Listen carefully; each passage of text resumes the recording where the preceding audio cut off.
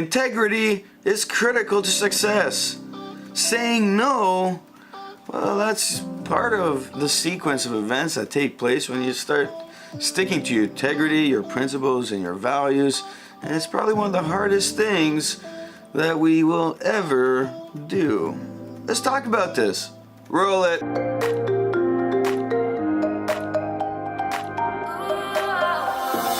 Welcome back to another video. My name is Nikos Rentas. This is mentorsapproach.com. Hit that like button if you like what you see. Of course, hit the subscribe button to get you moving in the right direction. Saying no is one of the hardest things that we can do in any given day, any interaction that we have with other people. What ends up occurring is that we say no, and then the fear is, lingering. It's right there. And the what ifs, if you haven't said no yet, but you're contemplating saying no, the what ifs pop in and you start thinking, what if, and all of a sudden that no is not a strong, firm no. It becomes a no of what ifs and maybes and regrets that will follow. And sometimes, or most of the time rather, it turns into a yes. This is all based on fear. It's all based on that, idea of fear. It's not really you being scared. It's more of you creating narratives of what could happen with those if statements,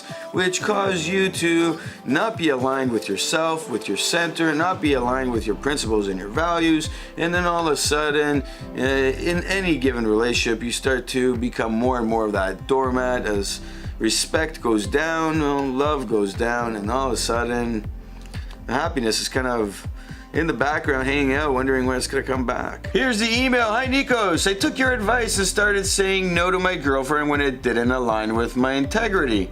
Nice. I realized that what you meant by keeping your word. Excellent. So you took a couple steps there, because you had to do it in order to realize it. Because a lot of people watch my videos and be like, what are you talking about? And then they do it and they realize it.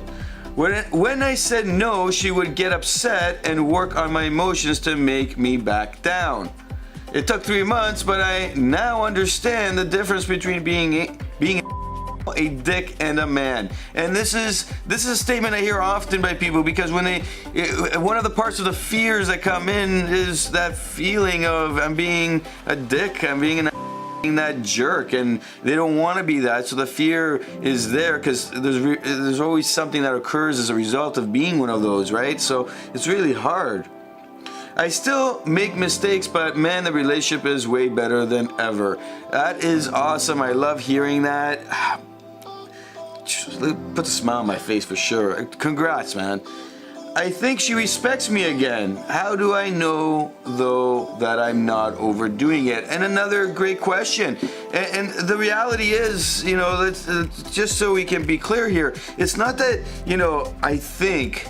She's clearly respecting you more. It's not I think. She's clearly showing more love to you because there's a better relationship. There has been an improvement. So it took you 3 months. You started working on saying no. The development takes some time because when we don't say no on a regular basis, well, we aren't able to communicate it in a way that is making sense for the other person so that they can reciprocate in a way that you want them to reciprocate. A lot of the times when when I tell guys, hey, you need to start, saying no. You need to stick up for yourself. You need to be the man you can be.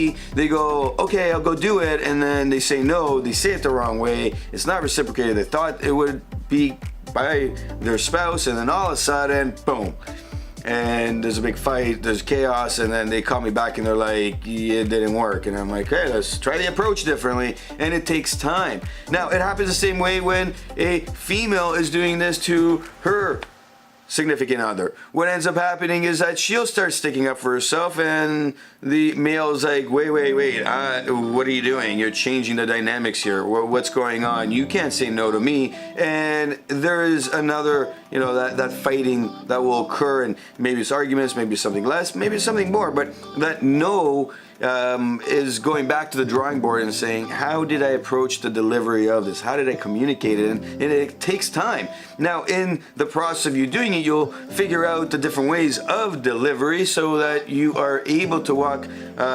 from that idea and that fear lingering thought process of you thinking, hey, I'm going to be labeled this way, and then the respect will totally be gone, and then the love will totally be gone, from a place of, hey, let me deliver it this way, I'm going to say no in this way, and the results should be aligned in a way where we're both happy, because then they'll start respecting me again. And it takes time, it's not done overnight. And as you start doing that, when you stop feeling like you're going to be that person that is just that jerk, and you start feeling like, hey, I feel like $1 million about this, my respect is back, my self-respect is back, and on top of that, my significant other is respecting me, and now the love is there. And it takes time, it's not done overnight. The question of, am I overdoing it? Well, that's really subjective. That's totally subjective, and that's based on what's occurring in the relationship.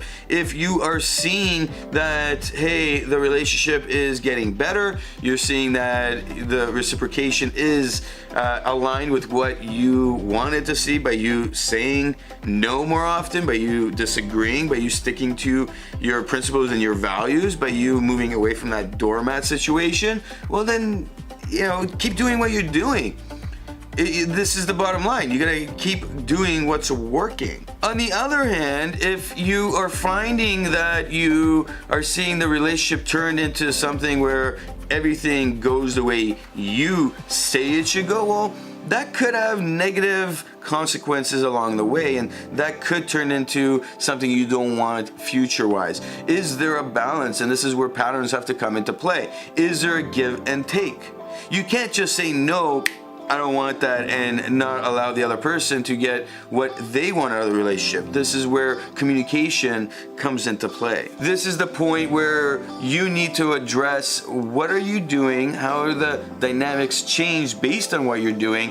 Is the other person getting what they want out of the relationship? The relationship may get better, and they may be getting what they want out of it, so continue doing what you're doing. But if you don't communicate it and understand that, yes, they are enjoying the new dynamics of this relationship, and there is a give and take, and clearly if you're saying no more often, well, they'll be saying an equivalent amount of yes and no's as you are saying yes and no's. So if there's a balance and they're happy with it, then yes, it's great. Keep doing what you're doing, and you don't need to really say no to everything all the time, kind of thing. And this is where we want to, when you say, am I overdoing it, that's something where you got to be worried about. If you start saying no to everything, and then the respect comes back down, and then the love disappears again, and then you're going, what did I do? Balance is critical, and communication with the significant other is critical in this, because if it's not being communicated, if it's not being understood, if you're not sitting down to have that conversation,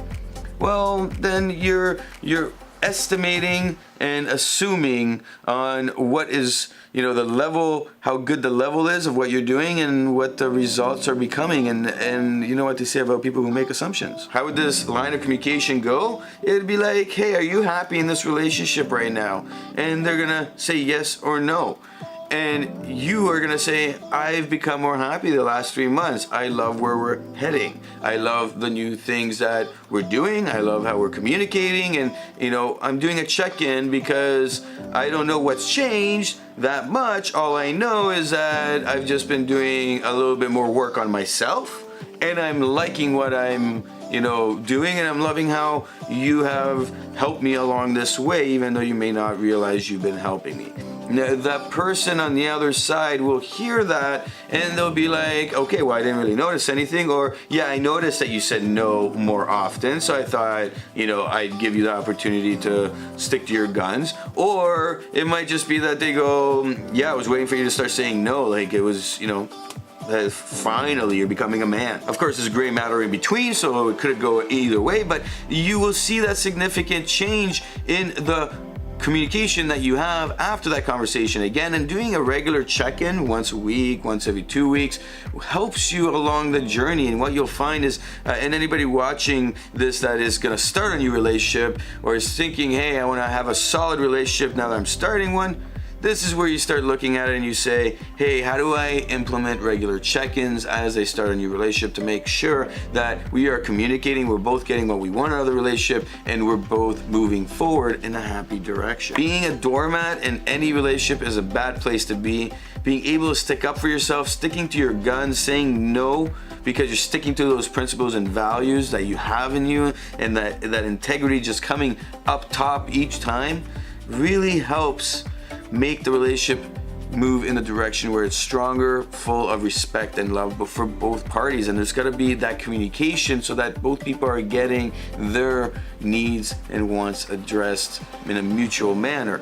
It's communication at the end of the day, and being able to deliver that no in a way where you're able to really stand by and by your principles and values helps in that journey. Lastly, it's about sticking to your word, and you heard this person say it, I'm going back to it, we talked about it at the beginning of the video. It's when you say no, stick to it, because you're gonna have those emotions and those feelings that the person is, resenting what you saying no, but they're not used to it. They're not used to not getting their way, and this takes time to develop it. And another question that I've gotten in emails is, what happens if they do go away?